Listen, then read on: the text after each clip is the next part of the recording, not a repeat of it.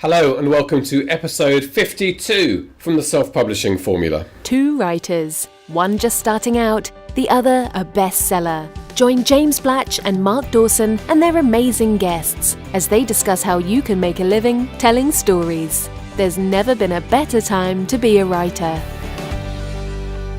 Welcome back to our makeshift studio here in Salisbury, Wiltshire, United Kingdom, European Union, globe. It is still at the moment. And from here, we talk to you wherever you are. We want to wish you a happy Friday if you're listening to us on release day, whether you're in Australia, New Zealand, United States, China, Singapore, wherever you are. And we'd love to hear from you. From time to time, I give out our email address. I should give it out every episode, really. podcast@selfpublishingformula.com. You can just drop a line and say hello, tell us where you're listening from, or tell us that you want to hear something in particular on the podcast. We'll do our very best to bring that to you. We'd like to bring you some big name authors this year. It's one of our aims, so we have our feelers out. And in fact, if you know a big name author, if you happen to know a world famous author and you reckon you could persuade them that there's a great little indie podcast that they should be on, please get in touch and we'll do the rest. That would be great. Now, talking of thinking big, this episode is about thinking big. This episode is about the moment that every author dreams about as they're dropping off to sleep one night, which is when Steven Soderbergh, or is it Soderbergh? Steven Spielberg. Or Steven Spielberg rings you and says, "I loved your book, I'm going to make you a star," or whatever they say in Hollywood. It's when Hollywood comes calling. And, you know, we joke about it, but do you know what's going to happen to people listening to this podcast is they are going to get that call out of the blue. It's probably going to come from an agent or an agency or a small production team, and they'll be probably thrown into panic at the prospect of suddenly being on the end of a negotiation about how much you're going to sell your book for to be turned into a film or a TV series. It's not as far-fetched as it sounds, because it's happened to you. It has happened to me, yes. So I got an email, I don't know when it would have been, sometime last year, from the William Morris agency in Los Angeles, saying that they were interested in one of my series and were the rights available. And then I don't know exactly why, I think kind of a jungle drum situation. People heard that I'd been approached, and I got several more emails over the course of the next couple of weeks, and I handed those over to my agent, and we've optioned my series to a very, very big Hollywood producer. I can't say who it is until I've got a bit more details to go on, but it's a very big Hollywood producer. It's perfect for this particular series. There's an A-list director attached to it now and a screenwriter, and I think I'm supposed to be having a call with them in the next couple of weeks to talk about how their pitches are going. So yeah, it is a dream. It's a dream come true, really, but at the same time, one that I'm fairly relaxed about, because there's nothing I can do to affect whether it's going to work or not work, so I might as well just relax and just kind of enjoy the daydream that one day I might be able to go to, I don't know, our old job. We could go back and watch the films it's given its age certificate in the UK. So that's what Mark and I used to do, is to watch films for a living when we first met. So you say you're relaxed about it. What about the negotiation? What about you agreeing to a price or coming up with a price? Where did you start? Well, I'm a lawyer, so I'm not worried about negotiations or contracts. That's absolutely fine. But what I did was went to my agent, and my view on that is I'm paying them. They're experts. They've done those kinds of deals all the time. I might be a lawyer, so I can understand contractual language, but at the same time, I don't have the context of doing a film deal before. It's not something I've got experience of, so I'd much rather leave that to them. So the way I deal with it is very hands off. I'll let them handle all of that. All the communication goes between Hollywood and the agency. They bring me in as and when necessary. Okay, well, that's what today's interview is about. It's about a woman called Cal Moriarty, who is a remarkable figure in her own right, and she talks a bit about her own background. But she's become a bit of an expert in this area. She's seen a lot, she's been through a lot, and she's like the perfect aunt you want to speak to. I'm not trying to age her, she's younger than me, but the perfect sort of friend of a friend who will sit down and say to you, don't be a sucker, don't do this, do this, be grateful for that, and just give you those initial steers that you might need if you suddenly find yourself in this situation where a film production company is interested in the idea, your intellectual property. So let's hear from Cal, and then we'll have a little chat off the back of that.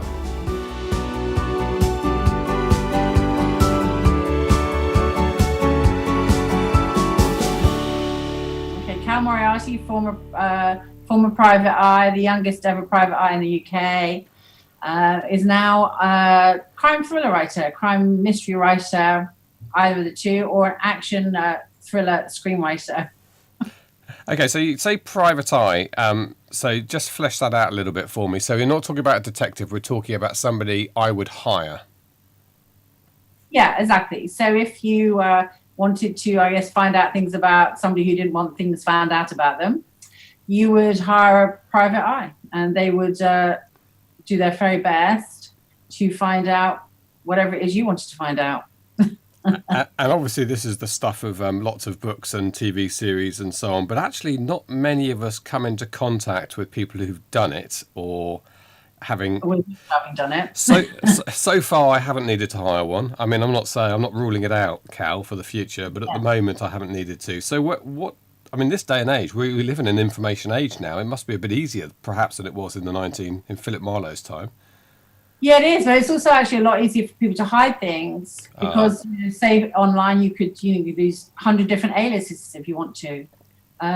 You wouldn't, if you had something to hide, you probably wouldn't be using your real name online. And probably if you're a bad person, you're probably not been using your name online since you ever went online, whether it was 10, 15 years ago, however long. So yeah, it's easier, and it's also actually easier for people to move around and create a kind of new life for themselves in a place where it wasn't so easy to do that before. I guess if you were coming from the UK, there's many places that you could go and hide all around the world because you've got a British passport. You can travel anywhere, and if you're a really bad guy, then of course you know where to get a fake passport and fake ID, and you'll know the kind of people to go and see when you end up in, let's say, Bermuda. Okay, for example. Yeah, for example, if you're going to run away and hide, it might as well be somewhere sunny. So I think the only places that don't have proper extradition treaties with the UK are, bizarrely, I think it's Spain and Ireland or something. Yeah, well, I can remember. I mean, Spain has long been a hideaway for your type of East End villain, but in a rather darker episode, when I was a reporter, I was also told that it's also a place where child abusers would go and hide. It's somewhere that is for some reason on our doorstep in Europe, but slightly out of reach or difficult for the legal people to get hold of them. Yeah, I think I saw that the other day. Actually, there was a guy who, I think they just caught him, and he was in somewhere like Malaga. Yeah. And there's Britain's number one wanted criminal, and he is a child abuser. And there was a picture of him. He was in Spain, and I was actually quite surprised because I thought, well, if I was going to hide from anyone, I wouldn't go to Spain because there's a lot of people kind of on the lookout for bad guys in Spain. You'd go with somewhere, completely different. But I guess him and other people, they figure, okay, there's lots of English expats here. We can hide much easier than, say, if you went to somewhere like, Mombasa. So there's not many expats, I guess, young expats hiding there. So you're sticking out like a sore thumb because people, they go, well, who is this person that's just shown up? It's not as if you go to Spain, there's so many people going there for a week, 2 weeks, a month. It's much easier to fit in. Yeah. But you could be kind of like Lord Lucan, and maybe you end up in Africa, and apparently you live out your life and then you die nice and quietly. Is that what happened to him? He was in Africa. Yeah, I think that's what. Yeah, I think there was a story in the paper a few months back. It was his secretary or the PA was saying that she had arranged for the children to go out to see him in Africa. I don't know. Right. Yeah, I don't know if she was trying to sell a book or if that's actually accurate. We should say to our American listeners that Lord Lucan was a notorious case in the UK of a lord, obviously a peer, whose nanny was brutally beaten to death in the house, and he mysteriously disappeared that night and was never seen again. And rumours have abound to this day that he was hiding out in South America or Africa or somewhere. And so who knows? Yeah. I mean, I think there was a dramatisation on TV a couple of years ago where he was killed on his crossing by his group, his honourable group of friends who said, "You just don't do this sort of thing, I'm afraid, chum." And they pushed him over the side of the boat, which also sounds plausible. But anyway, who knows?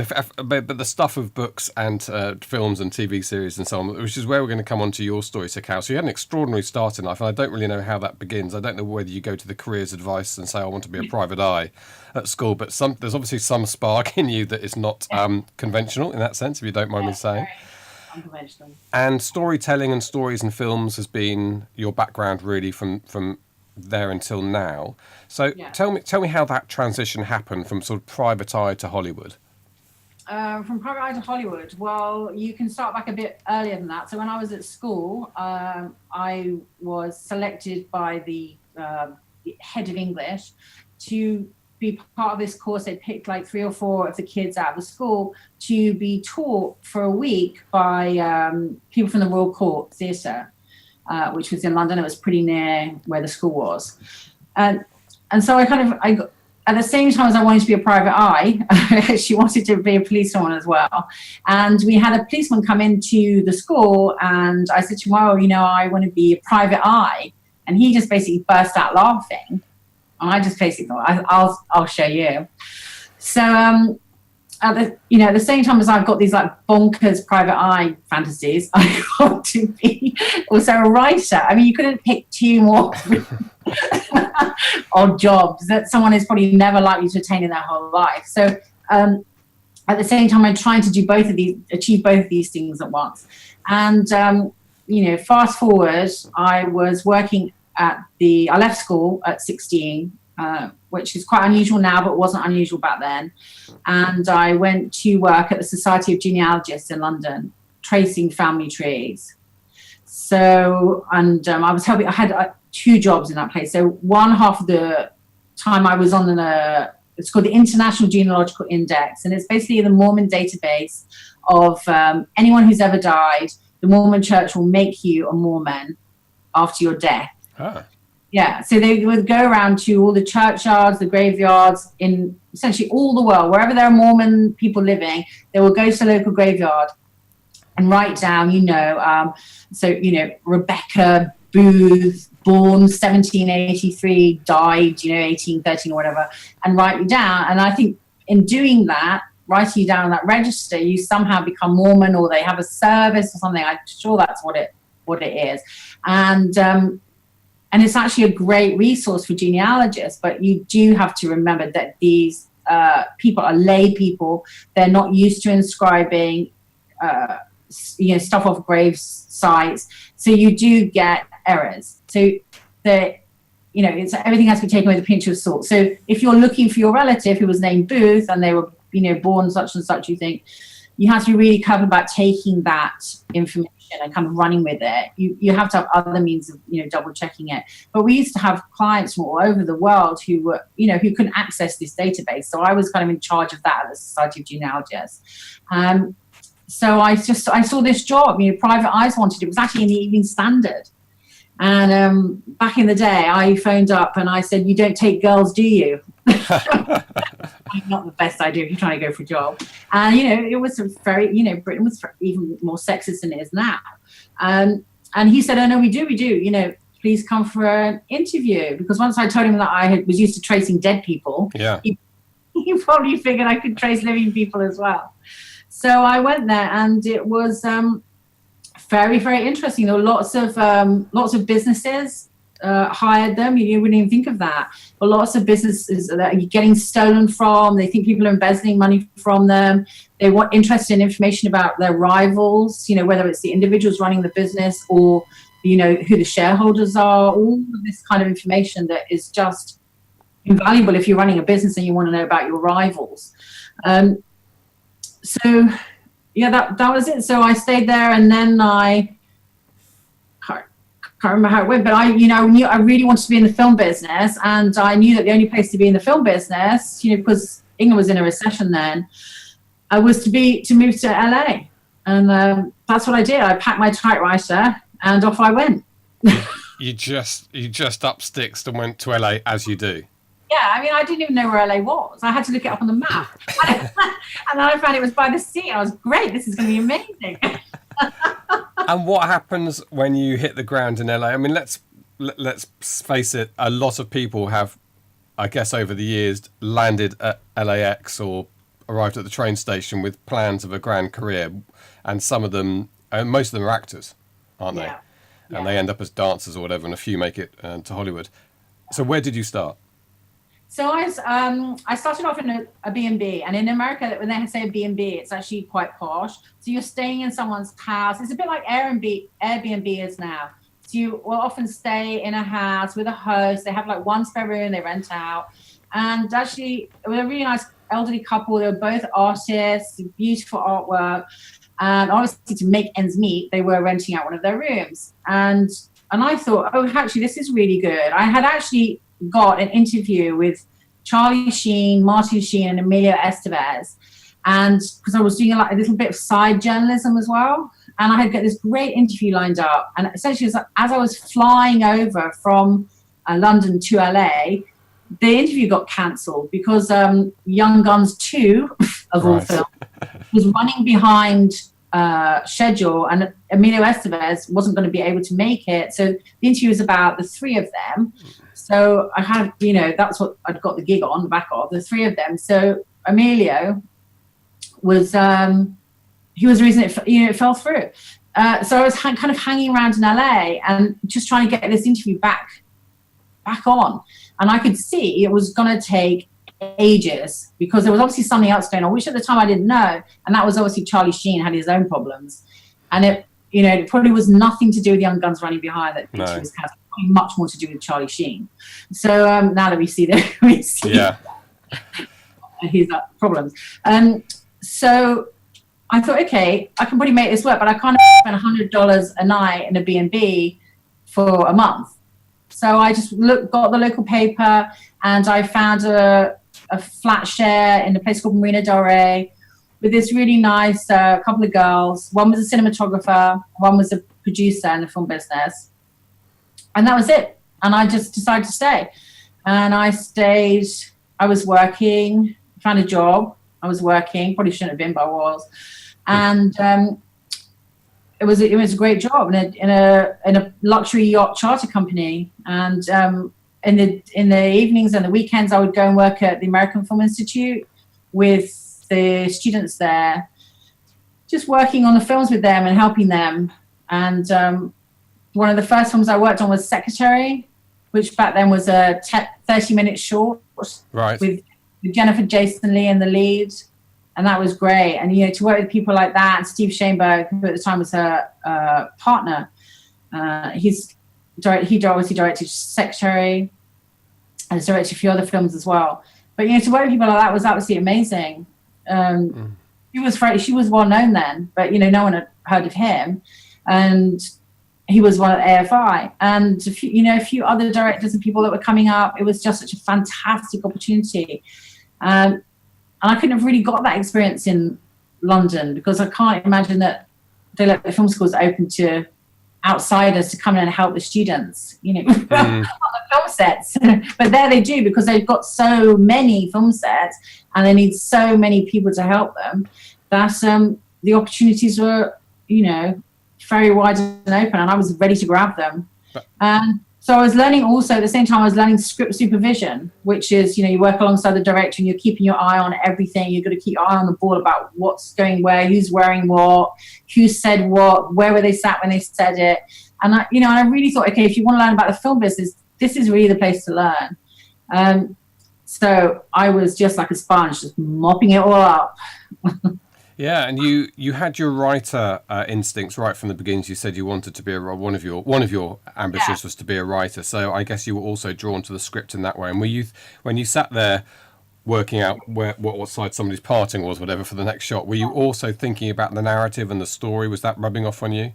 Yeah, of course. And before that, you get sent loads of scripts because people in the States, there are so many opportunities, and you get sent, work from all over the place. So you're reading a lot of scripts, and things that are really important if you're a script supervisor is the timing of the script and how long things are going to take. And if you see, pages of words, so if you see lots of black and white, that's a problem when you're filming. You need to, because it slows everything down essentially. So that's it's a really good technique that I learned, is how to time a script, how long each, if it's a comedy, how long each page should be, because the page is the same size. It's just the writing on it that makes all the difference. So, well, the first couple of pages on every the first couple of pages on every Tarantino film must put everyone off then when they see that. But some people, you get the people who break the rules, right, then. Yeah, you get the really genius people who can break the rules because they are so brilliant. Whilst Hollywood is a very difficult place to work outside the box, so they do have, they have to know that comedy is 45 seconds a page, drama is a minute. So those constraints can actually be really useful to you as a writer. If you know what the rules are, you can kind of stick to them, but you can turn them on their head and use them to your advantage. Because once you know kind of the comedy is 45 seconds a page as a writer, then that's a gift to you, because you know what you should be putting on that page essentially to make it 45 seconds. So instead of worrying about, stuff like that, you can worry about the rhythm of the lines for comedy, where you're setting up, how you're going to set it up so you can have a fantastic drop line, that really floors the audience. You don't have to, worry about, is my script 120 pages? Is it 10 pages too long? It's like, it's comedy, dude. It's 45 seconds a page. Yeah. Just understand that and run with it. So that's when I see, people say, there are no rules. So if you're working in Hollywood, there are very strict rules, but you just have to know how to harness them to get what you want over. So, if you are writing comedy, you're going to write great comedy. If you're going to drama that has tension is all in all the right places. Same with the thriller, all the set pieces for action adventure and action thriller. You kind of have to know what you want to do, what the rules are, and how you can best show off your skills. Essentially what it is, isn't it? Showing off. Show off your skills as a writer so they hire you. So someone like Quentin Tarantino is absolutely committed to their style of storytelling. But lucky for him, he does it really, really well. Yeah. Because if you had read, a jam-packed first or second page, it just had black ink all over it, first of all, they might not even pick it up and read it, because they'll think, this person doesn't know what they're doing. So why the hell am I going to read a script that this person showed me that they don't know how to do their job? It's the same thing if you're, I guess if you're an artist, an art critic, you like certain things a certain way. And if someone does something and you think, that actually shows that they're bad at, drawing, bad at writing, then you're not going to waste your time. Most people are reading scripts in their spare time on the weekends, and people in Hollywood get home with 25 scripts to read over a weekend, and it used to be paper. Yeah, good Lord. It is fascinating how Hollywood has its way of doing things. We recently were in LA doing some filming for SPF, and on a day off, being film geeks, we did a couple of the studio tours, and I was looking at the sitcom sets at Warner's. Oh yeah. And the guy was saying, he's I think it was Big Bang Theory or something. We were looking at the sets, and he was saying, what they do is they come in, they rehearse Monday, Tuesday, Wednesday for the episode. They shoot the exteriors on Thursday. They bring the audience in on Friday, and they shoot the episode. I said, that's what they do on Big Bang Theory. How did they do Friends? Well, they did Friends in exactly the same way, and they did Mary Tyler Moore Show in that way, and they did Rhoda in that way. As long as you can go back, because that's how we shoot sitcoms. Yeah. And no one's going to come in and say, we've got a sitcom, by the way, we're going to shoot it slightly differently. They're going to go, no, it doesn't work. Yeah. That's amazing. Yeah, they have I used to work for Warner Brothers, and Friends was one of our shows at the time. And I know Matt from back in the day when I was working on my boss was working on another show that Matt was on. They were the two co-stars of the show. It was a spin-off from Married with Friends. It's called Top of the Heat. Okay. It was horrendous. It was top of the crap heap. And she won't mind me saying that. And it was not good.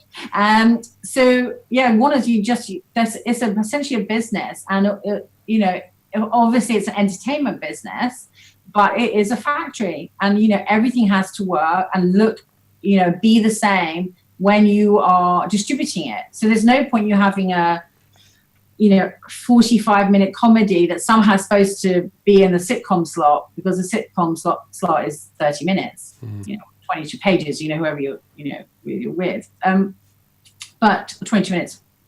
So you can't really do anything different. That's but that's why that if you see something like Big Bang Theory, that is so different, but it's still the same. Yeah, it's filmed and set up and produced in exactly the same way as the previous 100 sitcoms.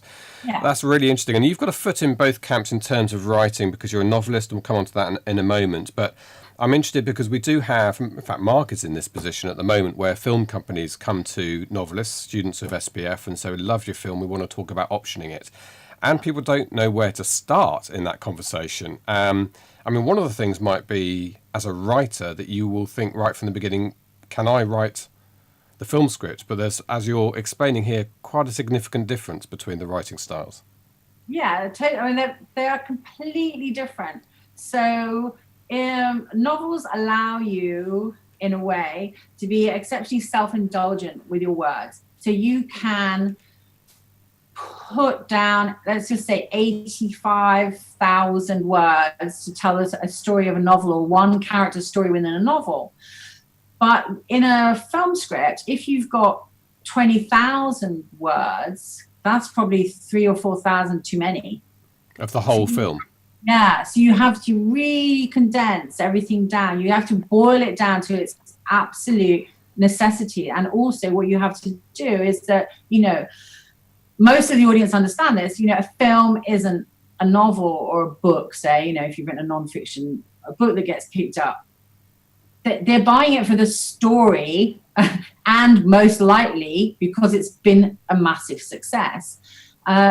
Firstly, most producers, let's go for 98 to 99% of producers, are not going to want the novelist adapting their own work, because they figure, A, you don't know what you're doing, and B, they have somebody who's, maybe Oscar nominated, Emmy nominated, had a great short film in a, Cannes or whatever, as a writer or writer-director, and because they work in a particular way, they'd rather use that person, that, that specialist to do the work. It's a bit like if you have your colon taken out or something, you'd rather the guy who's a colon expert do it than the heart guy. Yeah. Or even the GP, the general practicer of medicine, just having a go for the sake of it. Yeah. And it's like, hey, it's my colon, back off. So I think that's what they prefer, to work in that very particular way. But as a writer, if you feel that you could write a great screenplay, the thing is to get prepared before the question comes up. So actually, I teach very, very successful novelists, way more successful novelists than me, how to adapt their own work into a screenplay. So that's one of my specializations, doing that, for work and for teaching. So it's good to get pre-prepared. So if you're writing a novel, think about that day when the production company is going to call. First of all, you're going to be absolutely delighted, you won't even be able to think straight probably, that someone's actually A, read your book, and B, wants to pay good money to option it. But there's much more money to be earned as well, another 5% of the budget of the movie, as much as between 3 and 5% of the budget of the movie, for you to be employed as a screenwriter. And also, as talking about this to another friend of mine who's hugely successful novelist in America and here, and we were saying that you want to do your best work as a novelist, but when you have no idea when your novelist career is going to end. It could be this book, it could be the next book, it could be 3 books time. And in a way, what's your kind of plan for when that runs out. Your time runs out, essentially. You may go on to be Agatha Christie and write 60 novels, but, that's probably not that likely these days. For various reasons. There's a lot more competition in the marketplace, would probably be a main one. So you've got to think, okay, so I have a chance here maybe to have 2 careers, and one of them could send me on a whole completely different path. First of all, it takes a heck of a lot less time to write a screenplay than just to write a novel. And it's much more lucrative if you can get it right and get yourself, finagled into a career in Hollywood. But you are doing that essentially off the back of successful novels. So you're just basically using those novels to shoehorn yourself into a career as a screenwriter. So screenwriting is, it's completely different art. But if you've done novel writing, then and you can do it properly, then you understand the basic tenets of what a dramatic screenplay will need, whether it's a comedy screenplay or an action thriller or a cop TV show, that kind of thing. Those same elements that are in a scene for a screenplay are exactly the same elements that are in a scene for a novel. So as a novelist, you should have the confidence, and this is what I say to people, it is a confidence trick, writing. You fool yourself into the fact that, yes, I can do this every single day. People still do that when they've written 10 novels. They're still every day going, I can do this, I can do this, I can do this, because I've had, good comments about my previous 9 novels. So hopefully I can do it, 10th one.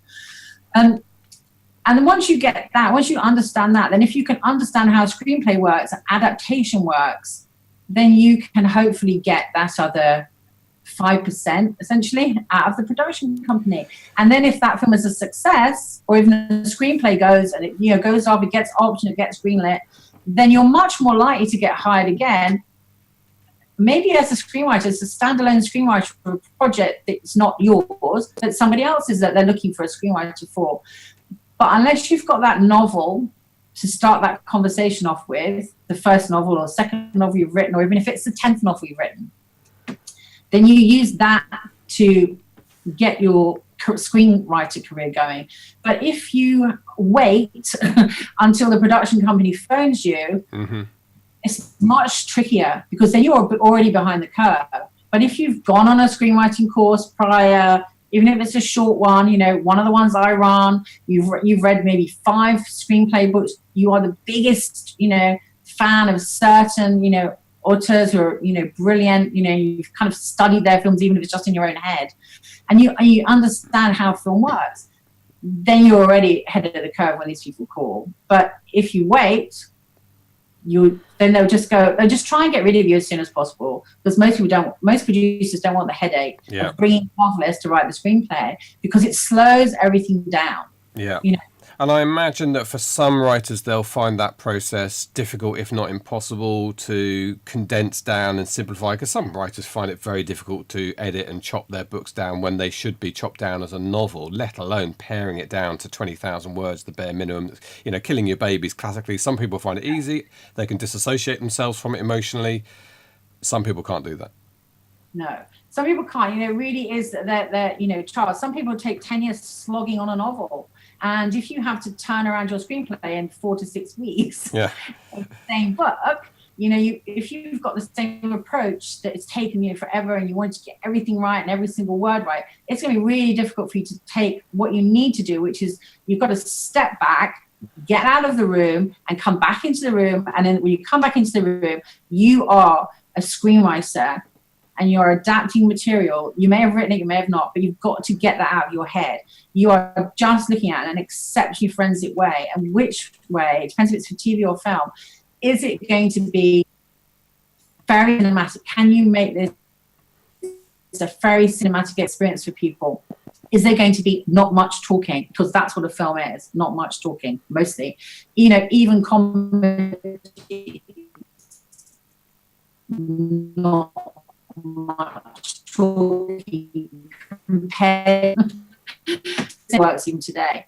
When they try to do cinematic thrillers on TV or cinematic, cop shows, there's still lots of talking, probably much more so than, most films. And then, in a novel, most novelists that I meet are absolutely terrified of writing dialogue. So if you're writing a screenplay, you have to write dialogue. It can't all be picture, even if it's for, you know, a beautiful film, you know, set in a beautiful landscape, something like The Revenant. Yeah. You know, there's still dialogue in it. You know. And I wonder how many people now write books. I read the book everyone read last summer, I Am Pilgrim by Terry Hayes, and I was reading it thinking, this guy's written this book to be a film. It didn't feel like a normal novel. It felt like a series of scenes that were going to be filmed, and it was no surprise when I looked him up, Hayes, afterwards, and he's a screenwriter who's written a novel. So he's coming the other way around, but I wonder if that's not a bad little thing for novelists to do in this day and age. Lots of people go to the cinema. My editor quotes lots of films at me to think about how the story works in this film. Seems to be how people think more than they think about books. So right from the beginning, sort of plan your book as a possible film. Yeah, exactly. And, you know, be aware that you're writing a novel, so it's completely different. But do you have in mind, okay, what's going to happen when they call me from Hollywood or, you know, ITV, and they say, okay, we want to buy your book, you want to, you know, take a literary option out on it, which obviously you get paid for separately to being a screenwriter, and also think about where you want to go with your career, and if you're really gung-ho about being a writer, then why not try and be two strands of writer rather than just one? Because if you still want to be writing in 5 years' time, first of all, there's no guarantee of that. Even if you have New York Times bestsellers or, you know, Sunday Times bestsellers or any of that, there's no guarantee you will be doing that job in 5 years' time, because you're only as good as your last gig. So maybe there's a different path you can take it on, that in the next 18 months or 2 years, you can set yourself up with your own new career, but then two careers can run alongside one another. You know, don't put yourself out of a job that you might get. Don't ever turn a job down that might turn into something totally amazing for you. It may not. You know, you might get stuck with an awful producer you hate, and it just puts you off the whole process forever. But you know, why not? If that's, it's, you know, it's almost free these days to train and do these things. So why not do it? It's not like you have to spend, you know, £30,000, whatever it is, doing an undergraduate degree when you can do a summer course. Yeah, and it would probably help your writing anyway. Yeah, and also everybody, as you were saying about your editor, everyone makes references to films because many more people have seen many more films than they've read books. So it's all there's so many comparisons that you can make, and also the audience and reader for your book, they have read a ton as well. So that language of film is much more in our heads, most people's heads, even novelists, than novel writing, unless you've not seen any films or not seen any TV shows. I don't watch much TV. I still write TV, but I don't watch a ton of it because I'm too busy writing novels because they take forever. Yeah, we noticed that. We all noticed that. TV watching. Yeah. So you obviously had to be very committed to being a novelist, and it's actually it's a hard slog. Whereas screenwriting, I was talking to another friend the other day, it's so much fun because you're collaborating with other people. You have to leave the house. Yeah. You work with actors. You're developing the work. You're working. When you work with a good producer, it's godsend because you learn so much about how to do your own job. It's a free masterclass with a producer. You get a great director. If you can work with at least a good director and maybe even a great director, you'll used to be learning all the time. Whereas with novels, it's just you and an editor. So a lot of it obviously is on you. Like 99% of the work is down to you, and there's no hiding place. Whereas in screenplays, it's much quicker. And it's more fun, more immediate fun because it's collaborative. But if you end up with the wrong crew, the wrong set of people, the wrong producer, the wrong director, the wrong cast, the wrong executive producer, it's absolute living hell. Yeah. So, and there's nothing you can do about it. As a screenwriter, it's not, you're like the caterer. Yeah. They will get rid of you pretty quicker than the guy who makes the tea. So that's you have to have a good agent, good contract, and just when you get that opportunity, ideally, if one person is interested in your novel turning it into a screenplay, then maybe there's some other people who are interested, and then you can go and essentially interview them and see which one of them you might work with, who might be a better fit personality-wise, and it all comes down to personality. Who is going to work with you? Maybe the person who's a bit, brusque and is not really listening to what you're saying, or taking telephone calls in a meeting or any of that nonsense. That's the people you don't want to work with, even though if they're totally amazing. But the person that treats you as a writer with respect, but is also bringing something to the table for previous success or money, or both, ideally, that's pretty, they might be a better fit for you. Yeah, that's I'm reminded of this. Was it Christian Bale who was taped screaming at the DOP on the set of a film, and I remember thinking, I don't want to work in that environment. That's so you do have to pick your people carefully. I think he did apologise afterwards, but it was. But that goes on all the time. But most people haven't got their their phone on in the set because it's messing up the signals. So that happens all the time. Actors have meltdowns. Directors are just winging it because some of them. Well, lots of actors, I say most of them, don't know what they're doing, and they're hoping not to be discovered that they have no idea. And they're just that's all of us, isn't it? Yeah. Exactly. Yeah. So imagine being like that on a film set and having a producer breathing down your neck at you that you've got to do 2.5 pages per day of script, film it, and it's going to be ready to show an audience. And, it's just pressure. It's just a pressure cooker. Yeah. So, of course, they go off the deep end. Yeah. Okay, look, before we leave Hollywood, I just want to talk briefly about writers who don't have ambitions or interest in being the screenwriter, but are approached about an option. I mean, you talked about the screenwriter potentially getting 3 to 5% of the budget of a film. What's the case of the novelist whose book the film is based on? What can they expect out of this? Well, it depends how big a success the book has been, how good your agent is at getting the money, how many other people are interested in the material, because ideally you want an auction, so you want people falling over themselves and writing much larger checks than they should be, because as a writer the only thing you can ever be guaranteed is getting that money for the option check. If you go with somebody who maybe is saying, oh, we've got all the money in the world, and we've got George Clooney, and we've got Quentin, loved your script, not that he would do anyone else's script often, but we've got all these amazing writers and directors and people that want to do your work, and then if they can't get it made and that's all hot air, then the only thing you're left with is that check, that little beginning check. So they say that the standard is if they want to option your material, and let's just say they agree that when they make it, they're going to give you $250,000 when they make it, right? That's a long way off. So your option fee should be 10% of the £250,000 you're going to get ultimately. That's the rules. That's the Writers Guild of America. And if you are interested, you should look up their website. They've got loads of the contracts on there. It's very open system, because most of the people who are selling scripts in Hollywood are selling to good producers, selling them to people who are members of the Producers Guild of America. It's all unionized. So it's not just like anybody can join. You have to have a track record. You have to be respected. You can't just be anybody, sticking that label at the end of your name. And then, of course, they want to work. They're only allowed to work with people who are kind of accredited, as it were, from the Writers Guild of America. Sure, they take on debuts, etc. There's slightly different rules for that.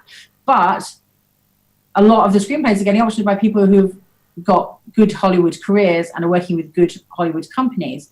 So they will always be able to write you a check because they have the money. And that's how they act as producers. They've got first look deals with the studios. They're getting, discretionary funds from the studios so they can write their own checks. Alternatively, they have to go in and present the work and sell it and then see if they can get a check. But they have money. So you can get your option money. I hear people doing, people that are even big selling, best selling novelists here in the UK, signing up for free options with producers. People do that because they're desperate, because after, maybe 20 years or 25 years of writing, this is only the first time that someone's come along and wanting to option it. There's nobody else interested. And because of that, you can't get any kind of, auction going.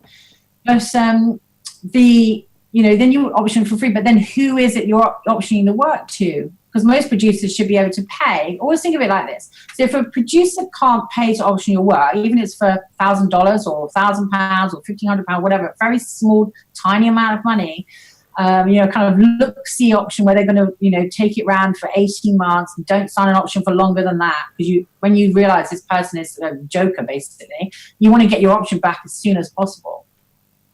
So if they can't pay the writer that tiny little bit of money, then, how are they going to run a business? How are they going to get, an assistant? How are they going to take people to the Ivy to wine and dine them to get them to put money into your film? You always think of that. Because if they haven't got money to pay you, you can guarantee they have no money to pay anybody else. And they should always be paying the writer, because without the writer, I love writers, without the writer, there is nothing. There is no production companies. There is no directors. There's no producers. There's no audience because you've got nothing to show them. So to me, it's all about the writer. And I used to be a producer. It's all about the writer. And if you can't treat the writer right, it doesn't really say much for your company or you as a producer. If you're in a game, it's a very expensive game, the film business. And novel writing, as you know, it's expensive because you have to give up time from your other job to go and do this job, which you're not even getting paid for. And you might not get any money at the end of it either. So I think, writers deserve to be paid. There should be an absolute moratorium in the UK about writers signing free options. It's completely exploitative and should be stopped. Just like you can't go and work in an office for free, you have to get paid minimum wage. Even if you're a teenager, you have to get paid a minimum amount of money. Then why are writers different to that? And so they're different species. They're not actually. Yeah, they don't eat. They don't eat. Yeah, exactly. Don't need any rent paid. Don't need to get a car to work or anything. Or the bus. And I just think it's pretty disgraceful. And I would like to see the Writers Guild of Great Britain come out and say that no more free options. Are you listening, Writers Guild of Great Britain? We'll make sure they are. That's brilliant, Cal. That section of the interview, I think, will be really illuminating for people because it is an area that most people don't know much about. What they know about is what they see in comedy satire films about Hollywood. Not to its correct. Yes, I'm sure. That's why. That's why written by starving writers. Exactly, the producers and everything else. So yeah, great. Okay, look, let's finish off about you as a novelist because you've been traditionally published by Faber, and I know that you've got a great, fascinating sounding book in the pipeline, which you're considering self-publishing.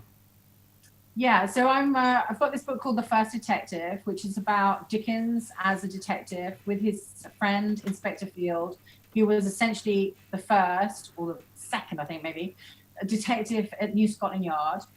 They used to go around and solve mysteries and crimes and get up to all kinds of no good stuff, back in the day. And it's about that. And at one stage, a few years ago when I had first written it, it was getting loads of attention from people. And somebody actually wanted to make it into a television series as well. So it was being kind of, touted as a $200 million kind of replacement for Sherlock Holmes franchise, which had gone missing somewhere.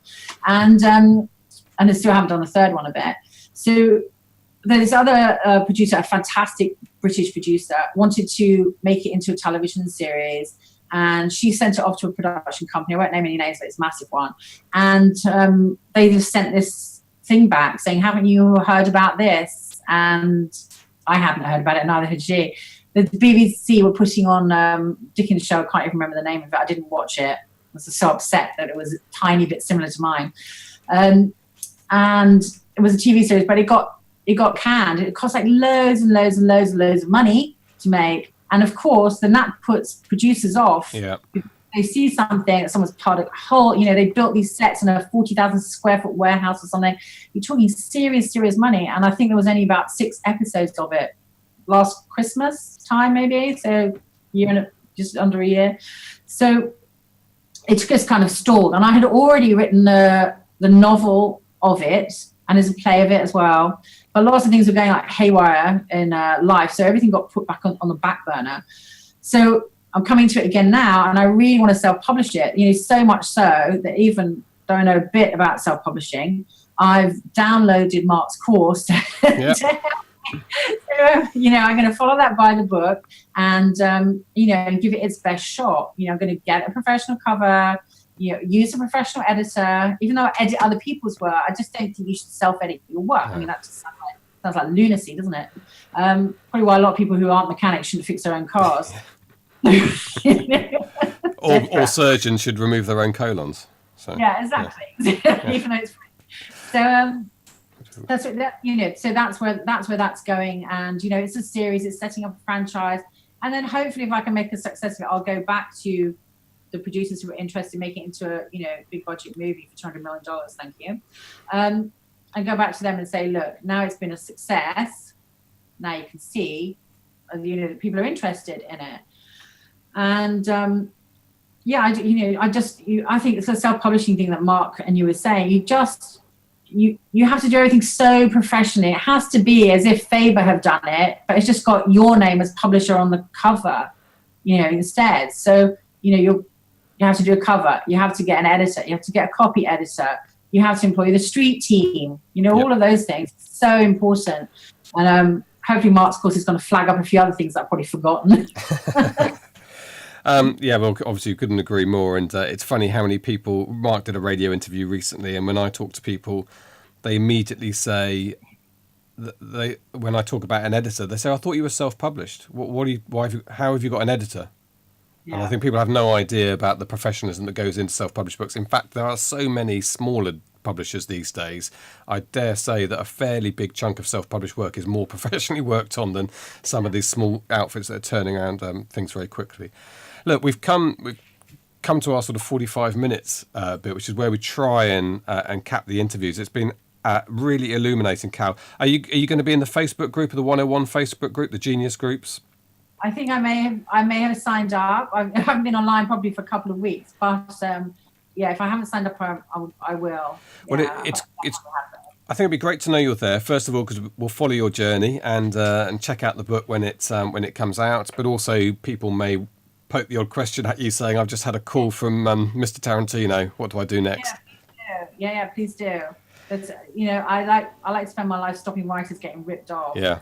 That is the danger. And people say, oh, you don't need an agent or you don't need a lawyer, and you just sign a contract and you're basically signing your life away with someone who knows way better than you what you're signing.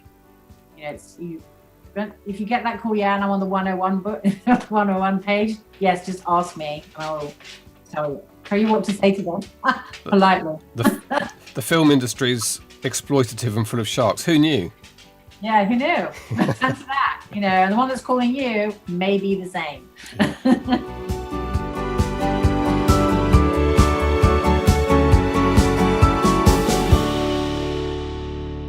A great name, Cal Moriarty. I mean, it sounds like a film name, doesn't it? Erin Brockovich, Cal Moriarty. Do you remember those films? Well, it sounds like a film villain. Yes. In a Sherlock Holmes novel. She's great. She actually lives very, very near here. And a couple of weeks ago, she came down to have coffee with me in a coffee shop just down the road that I go to quite a bit. And we sat down and had a chat for an hour or so. And she's a very good novelist in her own right. Obviously, lots and lots of experience. I didn't know that she was a private detective. So that was interesting. But very, very switched on, runs courses, as she said, has lots of high-profile authors go on those courses too. So, so it's certainly someone I'd rely on if I needed something clarified in the process that I'm going through. She would be on my speed dial, definitely. Yeah. I mean, it stands to reason, doesn't it, that having a big film deal, in the sort of thing that's in the background for you may or may not happen, would be a transformative moment in your career. Hell yes, yeah. I mean, my wife is already looking on property websites for the house that we might be able to buy if in Beverly Hills. Probably, yeah. We'll maybe get another one, 2 houses. Yeah. But obviously the money that can be made, as Cal said, is potentially vast. If you're looking at, let's say, I think to do the series that we're thinking about would be a minimum of $50 million. Probably up towards $100 million, and then if you're talking about 1 or 2% of that, it's pretty easy to work out. You're looking at a very, very decent sum. So, it's nice. I still see it as a bit of a pipe dream. I don't think it will come off, but I'm happy to imagine what might happen if it did. Yeah, well, one of the people we're chasing is Lee Child. to try and get on this podcast. Not literally. No, not literally. Well, maybe at some point, literally. I'm going to put that out there and try and crowdsource to get Lee on. And I know a couple of our listeners do vaguely know Lee. He's going to Thriller Fest in New York, and I think if he agreed to do an interview with us, one of us would hop on a plane and go and do it there and make it easy for him. But he's somebody whose life probably was transformed by that moment as well. They're a very good writer, well-known books, but it just goes that it's an exponential with Hollywood. Not everyone reads books, but virtually everybody sits down and watches a film at some point. And if you ask people before the films who'd heard of Jack Reacher and afterwards, you will find that there's an explosion afterwards. And so, yeah.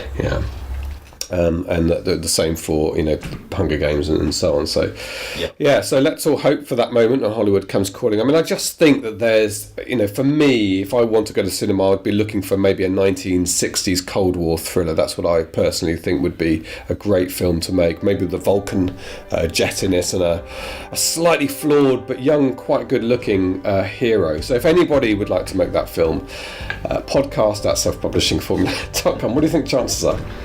And a Hollywood producer listening to this. That was a fantastic elevator pitch. I'll be up for that. We're done, aren't we? Yeah, 50 million, 1%, 1.5%. Yes, let's start there. Well, cut down to 1.25. Great, thank you very much indeed for watching. Have a great week writing. Have a great week reading, because we're all readers, and have a great week selling. We're going to speak to you for episode 53 next week. Until then, goodbye.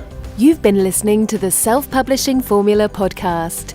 Visit us at selfpublishingformula.com for more information, show notes, and links on today's topics. You can also sign up for our free video series on using Facebook ads to grow your mailing list. If you've enjoyed the show, please consider leaving us a review on iTunes. We'll see you next time.